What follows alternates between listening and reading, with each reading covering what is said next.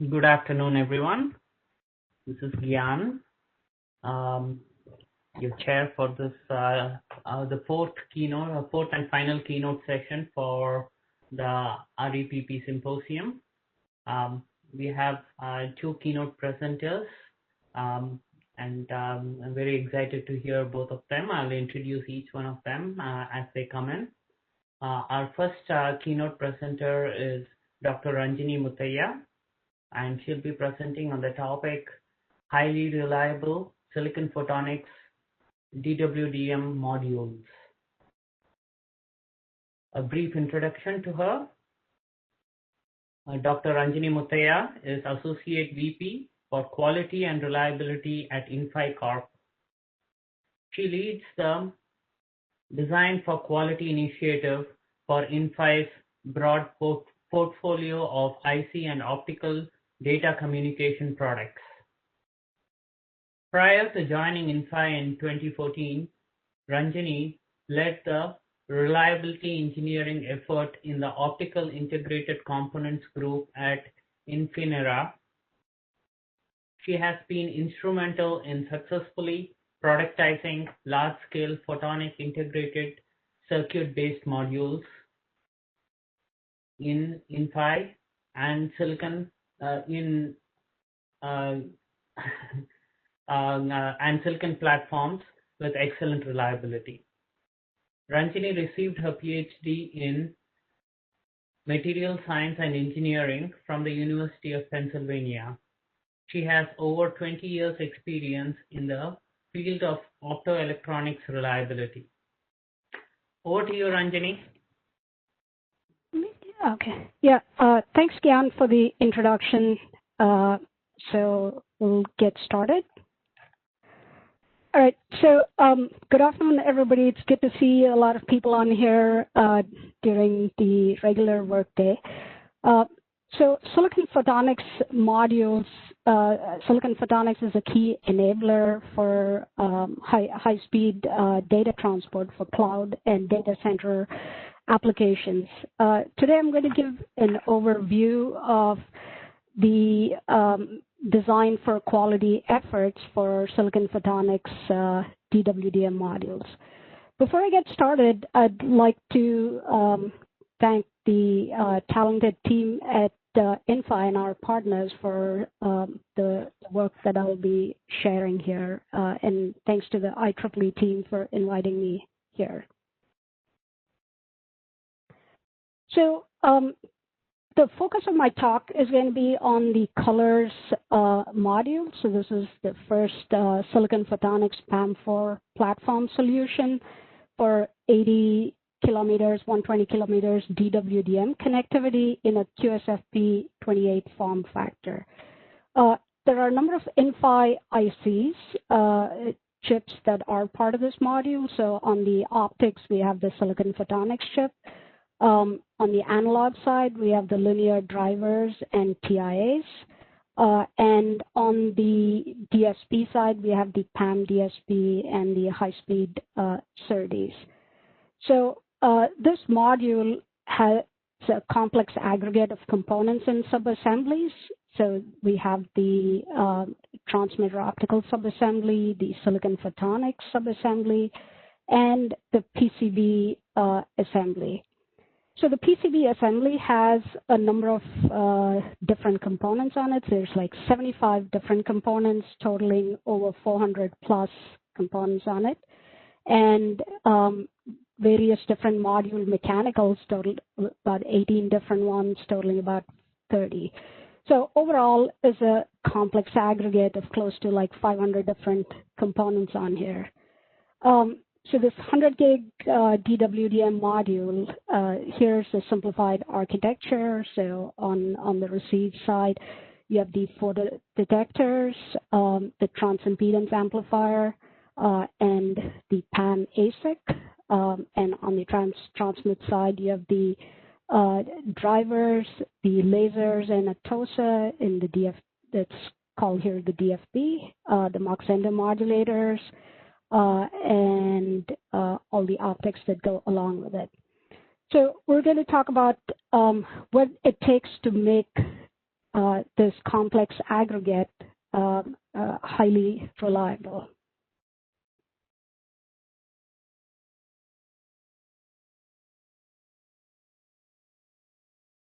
So one of the key requirements for good quality, highly reliable productization is end-to-end design for quality. So at Inphi, we have quality and reliability built in from the early development phase. The FMEA is an integral part of our new product introduction process. And the whole goal of this end-to-end quality program is to find failures before the customers do.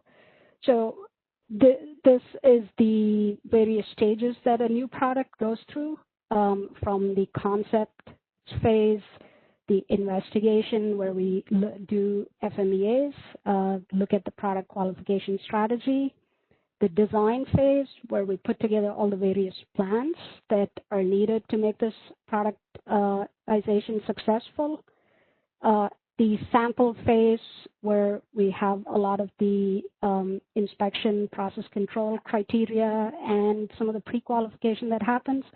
And then finally, in the pre-production and mass production phase, where we do the actual qualifications, the reliability test of failure, and have all the manufacturing controls in place and go through extended reliability and ongoing reliability monitoring. So the key here is the interconnection between manufacturing, quality, and design, all working hand in hand to make a successful product. So here are some of the key aspects of the colors module qualification process. So it's a systematic approach to product qualification and reliability. It starts with a preliminary FMEA, which leads to identifying some of the de-risking activities, which then goes into what we call a detailed product FMEA, which also includes design for reliability that creates the qual plan for the program. Now, once we have a qual plan, we need to put together all the qualification and test hardware, do our pre-qualification tests, and then the key focus here is we get data early in the development phase so that any bugs or any issues that are identified can be corrected. And the goal here is for all failures to be root caused and corrective actions implemented before we go into qualification. One of the key requirements is that when we actually start our final product qual, we would have high confidence that we will have a successful qualification. And so based with all these results fed back and corrective actions implemented, the BOM and production process is frozen, and then we go into the product qualification. So qualification is not just the responsibility of the qualification and quality groups. It's a team effort between design, the test, packaging, and product engineering, and quality groups. So now we'll walk through some of the phases in here and look at the individual components and the different aspects of the qualification. So a good failure mode effects analysis, or FMEA, is the cornerstone for a successful qualification program. So one of the things that we continue to emphasize is having a cross-functional team participating in the FMEA early in the design phase. So this includes the design groups, packaging, product engineering, test engineering, reliability, and quality. And the purpose of the FMEA is to identify all the possible failure modes, and this is done at various levels. So that at the top module level, the subassembly levels, the PCB, the optical components, and the electrical ICs. So once these various failure modes are identified, there's a number of failure modes can be identified, but the key is to be able to assess the risk with them and based on the risk level to mitigate the risk. So based on the occurrence, severity, and detection for these various failure modes, they get assigned a risk priority number, and this leads to a de-risking plan. Now, in terms of a de-risking plan, there's various ways that the risk can be mitigated. One is through experiments, through screens, through addition of various tests, but also modifications to the design upfront. And some of these changes are validated with what some people call strife tests or like de-risking tests. And these lead into what would be called the pre-qualification tests, which are done on a small sample size of parts. So the growing use of silicon photonics solutions due to the exponential increase in bandwidth demand, there's a great movement in terms of data movement interconnects for cloud and telecom. And highly integrated silicon photonics platform solutions are a key enabling technology to address this increase in bandwidth demand. And so there's a strong interest in the industry for silicon photonics qualification standards. So this is a snapshot from the JEDEC Silicon Photonics Qualification and Reliability Task Group that's led by Angelo Mili at Cisco. And as he notes here, the silicon photonics field is not standardized yet in a form to proliferate its use by growing field of suppliers and users. So there is no standard set of requirements that everybody follows as of yet. And that's one of the focus initiatives for this task group to come up with a common set of requirements. At this point in time, people follow the existing standards and try to associate as close as possible to the existing standards, which are like the JEDEC and the Telcordia standards. So we'll go through what a typical qualification plan looks like next. So this is an overview of the colors qualification matrix. So at the top level, you have the transceiver qualification, but this is this complex aggregate of various components, subassemblies, optics, ICs there.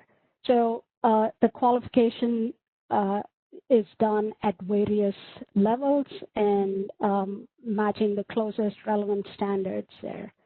So on the IC qualification side, we have the TIAs, the transimpedance amplifiers, the modulator drivers, and the PAM DSPs, which are qualified using a JEDEC-based qualification matrix. The Silicon Photonics follows a Telcordia GR468-based qualification matrix.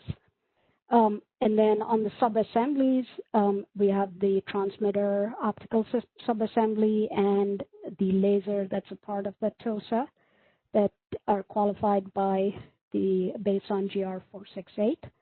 At the module level, we follow the GR468. In addition, there are a number of compliance tests that are required for modules to meet, as well as environmental stress tests based on application conditions. And then on the PCB and PCB assembly side, the PCB supplier qualification is done per IPC standards. Other passives and IC component reliability looks at temperature, voltage margins, lifetimes, and these are based on either JEDEC or GR468 based on the component. So moving from the overview of the qualification to some information on silicon photonics. So The next two slides are from our foundry partner for Silicon Photonics, Tower Semiconductor. So the Silicon Photonics chip is from the PH18. It's an advanced Silicon Photonics node from the BiCMOS foundry. Some of the key process features are low-loss silicon and silicon nitride waveguides and passives. So these are some pictures of the various different passives that are part of the Silicon Photonics chip. High bandwidth Mach-Zehnder modulators.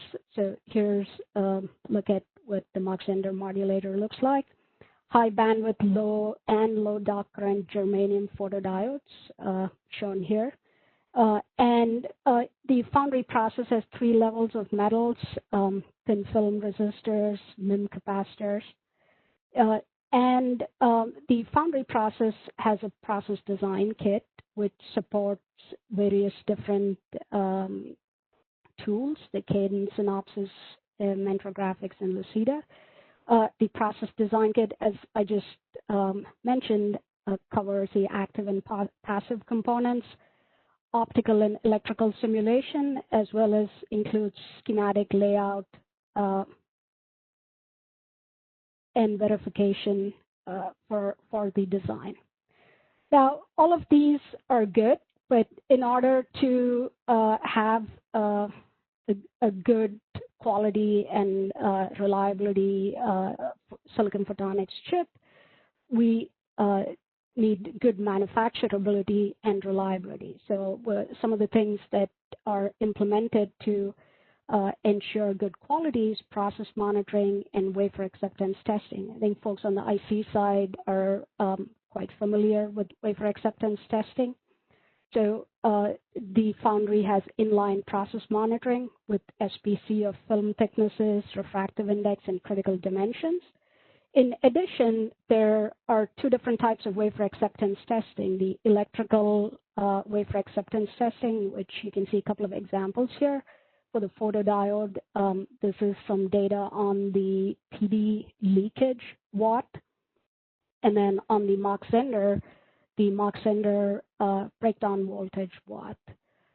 In addition, there are some optical wafer acceptance tests as well for the waveguides. The foundry also does wafer level reliability on actives and passives, and this is some data from the foundry on the photodiodes. So this is the 10-year line. So the photodiodes pass greater than 6 volts for 10-year T.1 lifetime at 175 C, which is quite a bit higher than like typical operating conditions. So next, how do we go from foundry reliability to the actual Silicon Photonics chip reliability? So one of the things that I mentioned earlier is there's no set standards for Silicon Photonics as of yet, and these qualifications are done based on existing standards, the closest being the Telcordia 468. And so one of the things to know before starting a new Silicon Photonics chip qualification is what's the safe voltage for the HDAL. And something that's done to determine this is what's called the Silicon Photonics step stress. The example I'm showing here is for a photodiode, but this is the same concept that would apply for a Mach-Zehnder modulator or any other element that's on the Silicon Photonics chip. So what's done is you step the voltage over different voltage levels. Look at the IDARC at each step voltage, which is this blue curve here. But also look at what happens when you expose this part to a higher stress and then come back to normal stress. So that's the red curve here. And so you can see at the operating voltage, twice the operating voltage, 3 times the operating voltage, there's quite a bit of margin to where we see the destructive failure of the part. And so this gives us a good safe zone in terms of how we would bias the part during HDAL. So now we know what our safe operating conditions are for the HDAL. This is a look at the typical Silicon Photonics chip qualification plan. So we generally have like 3 different temperatures that the HDAL is conducted at. The bias conditions are at the max operating bias conditions. Now, there are different integrated components on the Silicon Photonics chip. So we talked about the photodiodes, the Mach-Zehnder modulators, and a few other components. So all of these are biased at their maximum operating conditions, and a sampling of the photodiodes are biased at twice the maximum operating conditions to get a good view of margin as well as reliability. And so the typical qualification plan will include the accelerated aging as well as ESD testing at the spec voltages. And this is done on at least 2 different lots so that you get a good view of the variability across process. So here's some data on the Silicon Photonics reliability. So if I go back to this slide, the typical requirements from GR468 are for 2,000 hours HDAL. This is some data where the HDAL is extended to 10,000 hours. And this shows the stability of the various different components. So you have the photodiode IDAR change. You can see the data looks pretty stable over like 10,000 hours. The modulator IDAR change over the same duration, and the phase control element resistance changes. And the stress temperature here is 150 C. Like I mentioned, for the photodiodes, the voltage is VOP as well as twice VOP, with a use temperature of 70 C and a typical activation energy of 0.7 eV. This data translates to an equivalent use life of greater than 90 years. So that's pretty good data for parts that are typically require lifetimes of 10 years. So now moving from Silicon Photonics chip level information to the module manufacturing flow. So we talked about how there were close to 500 different components on this module. So this is a non-hermetic module with multiple different assembly processes. And so the core on here is this chip on board assembly process. We have the Silicon Photonics wafer that goes through wafer testing, back-end process, and then goes through a sub-assembly process and goes on to the chip on board here. We have the PCB, which goes through SMT process with various different IC and passive components. And we have the PCBA here, goes through a PCBA test. We also have the TIA and driver known good dies that go into this. So all of this gets assembled on the PCB/PCBA. It goes to the module assembly process where you have the TOSA, the labels, and the mechanics all get put together into the assembled module. And then it goes through the various different test steps. So you have the firmware and EEPROM download, you have calibration over temperature testing, packaging, and then the finished goods. One of the key things on here is to have good manufacturing quality checks implemented at multiple levels, at the component level, the subassembly levels, as well as at the module level. So it includes incoming quality control, first article inspection, in-process quality control, and outgoing and final quality controls. So all of these are critical to have a good quality product. So now we've gone through this flow Now, how do we make sure that this flow stays consistent and stable over time? So there's two parts to that. One is having good suppliers and having good supplier management. So one of the aspects that is done is new supplier de-risking. So there's an elaborate new supplier introduction process, which looks at the quality systems, the financial stability, and various different processes that the supplier has in place. And it goes through an audit and an approval step. So that enables us to have good suppliers to start with.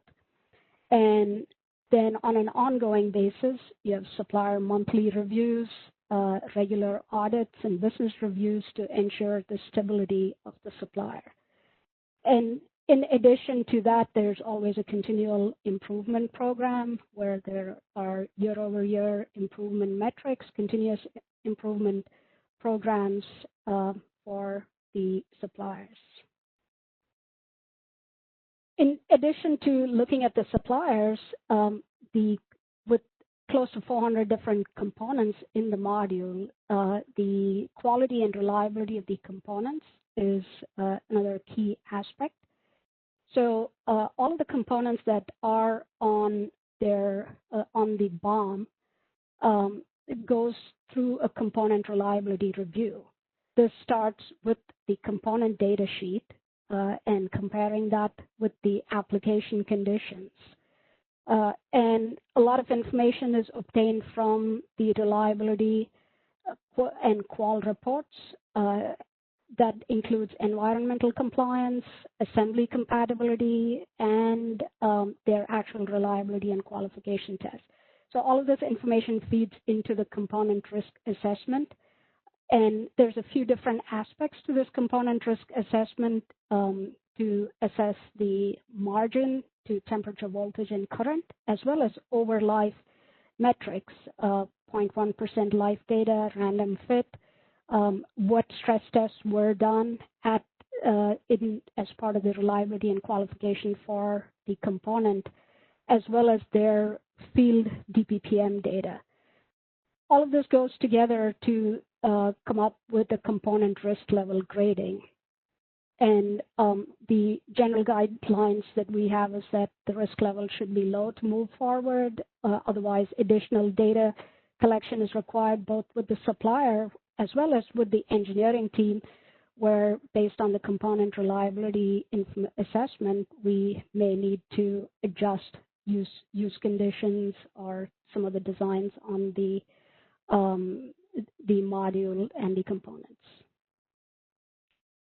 All right, so now we have all the pieces in place and we have a good module assembly, good module flow. So now we move into the module qualification process. So this is a typical colors, typical module qualification matrix that's used for the colors. We have the typical tests that are in GR468, mechanical shock and vibe, HTOL, high temp storage, temp cycling, the various damp heat tests, both unbiased damp heat and biased damp heat, and ESD. Now, you can see on all of these, there are some things that say for release and some things that say for information. So one of the things that we always try to do is extend tests beyond the minimum required durations to understand margin as well as understand where the weaknesses in the design are and to address these weaknesses as we find them. As part of the qualification, some of the things that we look at are delta, our change in TX power, the bit error rate, and the received signal sensitivity.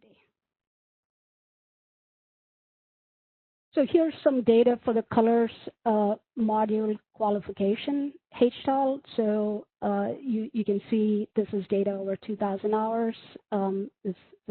This part has like 2 channels, so that's why you see the 2 channels here. The various different parts on here, and that shows the stability of the TX power. Typical pass-fail specs are plus or minus a dB. The data here is tight to within plus or minus half a dB. And at the bottom, you have the RX performance, received signal sensitivity, and that's also stable to within plus or minus half a dB. And the bit error rate is stable over the 2,000 hours. So that's an example of good qualification data that looks great and stable over the 2,000-hour duration. All right, so now we've qualified the product. Next, we look at some of the field data that we have. So this is some data that was published by Mark Filer from Microsoft about a little over a year ago. And this shows the colors DPPM on early shipments. So this DPPM is comparable to the CWDM and PSM4 modules. So this highly complex DWDM PAM4 part has comparable DPPM to the PSM4 and CWDM early on. Now, this was at the introduction. One of the things that we emphasize is continuous improvement. And so all production test failures go through a deep dive failure analysis to identify the root cause of the failures. And in addition to that, all customer returns go through a similar kind of deep dive failure analysis. So the result of the deep dive failure analysis is you come to the root cause, put in some containment actions, corrective actions, and drive an improvement plan, which is assessed during ongoing reliability monitoring. So this is a closed loop failure analysis for product improvement, and this is continuously ongoing. So the early color shipments were 2017. This program is an ongoing program, and with the improvements that come from this closed loop FA, the colors DPPM in HBM is 3x lower than what it was at the release. So that would put us at being much better than the CWDM and PSM4 modules that we use for comparison here. So this is overall failure rates. Now the next one we'll go over is the reliability of these modules. So this shows the fit rate over time for the colors modules. We have over 140,000 modules shipped with over 1.4 billion field hours, and fit rates less than 100.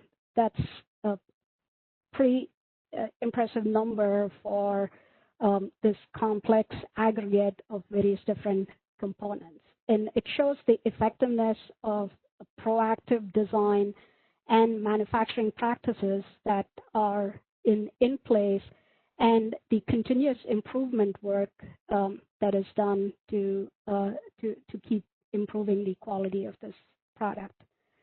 And the Silicon Photonics has proven reliability in HDAL. We saw the 10,000-hour data, as well as field operations. Each of these modules has a Silicon Photonics chip in it, and the Silicon Photonics fit is like about 10.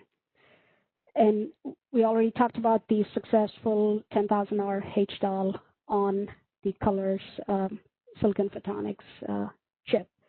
So I think the key here is to have a high quality, highly reliable product. It's important to have an end-to-end design for quality program where there is close collaboration between the design and the development phases of the product, with the various groups that handle the product downstream, whether it be manufacturing, whether it be product engineering, quality, reliability, and find the failures early on, address them, and prior to the final qualification, but also during the manufacturing and production phases of the product. And we go to what's in the future. So the future for the Inphi optical products, we have the Colors to 400 gig ZR QSFP-DD module. So it's a coherent DWDM module. It's the industry's first 400 gig ZR QSFP-DD module. It has a single chip coherent TX and RX silicon photonics, low power TIA and driver, and low power 7 nanometer DSP, the Canopus chip. So that's the coherent module that's coming up in the future. And the next phase of this is heterogeneous integration. So you have the silicon, an example here of the silicon photonics chip with the driver IC that's integrated on the silicon photonics chip, the TIA IC, the transimpedance amplifier, lasers, and fiber coupling on here. And so that's the future for the optical industry, heterogeneous integration, coherent optics.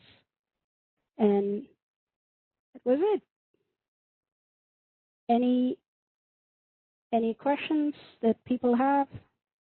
Okay, Ephraim, you have a question, I think. Would you want to comment? A couple of questions, if I may. Of course, very interesting, very in-depth, very versatile presentation, and I heard it, everything with great pleasure and attention. Here are my couple of questions about accelerate. Oh, my first one. Of course, a material is a material, and reliability in electronics and optics, photonics, they have a lot in common. So my first question is, where do you see, what you have discussed is to a great extent also applicable to electronics, am I right? Yes, that is correct. So at Inphi, this design for quality approach is something that we try to drive on both the optics and the IC products. Okay. Accelerated aging. Certainly, typically, traditionally use elevated temperature. Right? Do you use anything else? Elevated humidity, elevated voltage, no? Just temperature? So there are, depending on the components, there are different ways to accelerate it. Temperature is a key one. Voltage is another one. As I showed in the Silicon Photonics, the photodiode data, we have some of the photodiodes operating at the operating voltage. We also have others operating at twice the operating voltage to get voltage acceleration.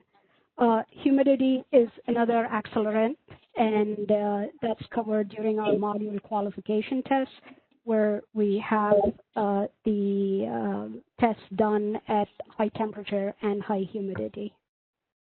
And the last question, how you bridge the gap between what you see as a result of accelerated aging or testing and what you will supposedly get in the real life? Do you use any tool, numerical, simulation, analytical? So I think there's a few different things there. One is, how do we guard against unusual failure modes that happen when you accelerate tests too much? And one thing that we generally try to do is have a lower temperature acceleration cell that we run longer to see that we're not introducing new failure modes with the more accelerated conditions. And and the other is based on failure modes that we see. We would go back and assess whether those failure modes are realistic for the field operating conditions. Okay, thank you. Sure, you're welcome. Hey, Shamir, can you ask your question? Yeah, can you hear me? We can. Go ahead, Shamir. So my question was, how much of the manufacturing assembly is outsourced at Inphi? So we're a fabless company, so all our manufacturing is outsourced. So the challenge then is how do you get all the data? What's that? The challenge is being able to get all the in-process data if you have an outsourced assembly house. Yeah, so I think that goes back to the supplier management aspect that I talked about. And so the key here is to find good suppliers, have good partnerships with the suppliers so that we can access the data that is needed to ensure a good quality product. Okay, I have a question from Calvin Chung. Calvin, can you speak up? Yes, thank you. Excellent presentation. I'm from the OSAT side, so first question is, with the various reliability tests at different levels, who are actually doing it? Is it the assembly module and the system house that they're doing all on the side, or you put that into a central location to do all the testings? And the second question is, what about all the test equipment? Have you been able to standardize all the equipment so that your test results are somewhat consistent? Good question. So I think there's a few different models that we've used. There are some tests that we have done at our assembly partners. There are a lot of other tests that we work with standard qual houses to have them done consistent with like industry standards. I see. What about test equipment? So you define the test equipment, or the test equipment is somewhat standard according to industry spec? So I'm not sure what you mean by test equipment. So some of the tests are like unbiased tests, which a lot of the qual houses have standard equipment that they use. There are some equipment which are specific to the product that we work with our suppliers and partners to design. Okay, yeah, because test equipment could come from different suppliers. So. But you might have standard fixtures and ovens and so on, but then customize it for either the model or the components you're testing. That's correct. Okay, thank you. Okay, I don't see any other questions. Glenn, do you have any? Yes. Thank you again for an excellent presentation, Ranjani. I think there's so many aspects of quality and reliability that need to be viewed in at so many levels to make a successful product. And I think your presentation went through that very well. I do have a question with regards to a foundry reliability that you are talking about. And I'm curious about what is the effectiveness and maturity of optical wafer acceptance tests?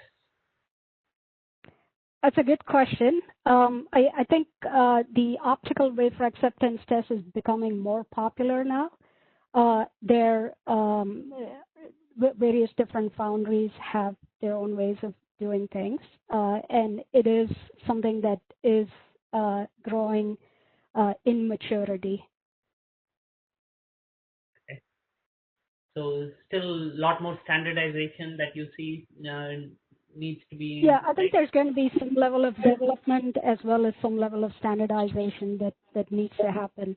And that's one of the things that is partly covered in like the JEDEC task group in terms of what kind of wafer level reliability or wafer acceptance testing would be recommended. Ephraim has a follow-on question. Yeah, I have a question for a different area of your excellent presentation. My questions have to do with the shocks and vibration tests. A couple of questions. First, you don't do drop tests, right? Only shock tests. Yes, that's correct. Shock tests. Yes. Okay, that's fine. There is a way that you can actually predict what might happen in drop tests if you analyze your shock tests. My other question has to do about vibrations. I noticed that you use sinusoidal vibrations. Any reason why sinusoidal are better than random vibrations, or just a matter of choice? I think it was just a matter of choice. Thank you, Dr. Ranjani, for your presentation. Okay, thank you.